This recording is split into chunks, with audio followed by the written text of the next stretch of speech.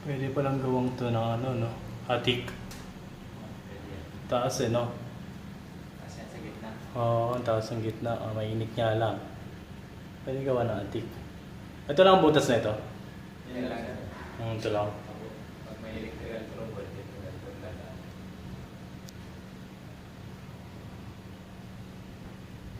Paano nakapatong ay nakalock yung ano, yung bubong?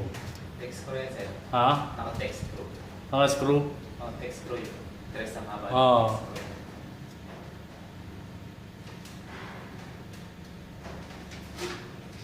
Ang beam nito, ilan ba dapat? Isa lang eh. Hindi ito lang. Isa lang ba talaga yun? Yun parang ano niya, yung pa-triangle. Ay, yung Sa gitna. steel grass. Ayan lang, tapos nakakapit niya sa dulo-dulo. Isa lang eh. Ayan, di ba yan? Sa loob. Ayun, may marks na, may watermarks na lumadali dito. May mga watermarks na dito sa loob.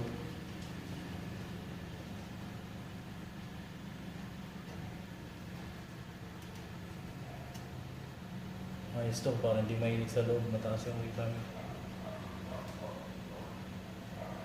Tapos may mga opening dito sa kisame. Ayan o, mapasok na yung ilaw o. Eh, malaki to eh. Saan ito? Hindi ko alam kung saan galing to eh. Kung alulod ba to or whatever. Hindi nadaanan ng alulod. So makita? Yes, sir. Matilig na lang natin kayo.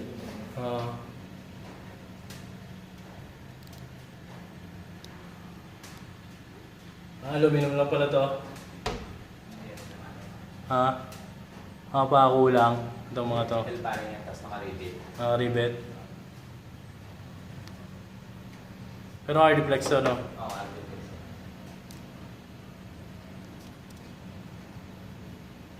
Ayan o, may mga pasok na ilaw sa mga ibang corner. Hindi ko makita kasi cellphone ko lang nakikita eh.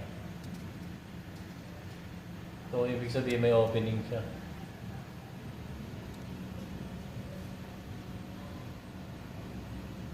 Tsaka may mga watermarks na sa pader eh. Pa-check na lang din yun. Sa loob ng kisame.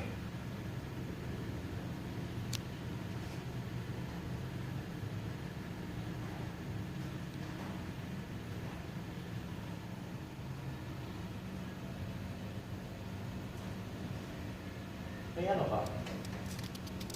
Tawag na ito.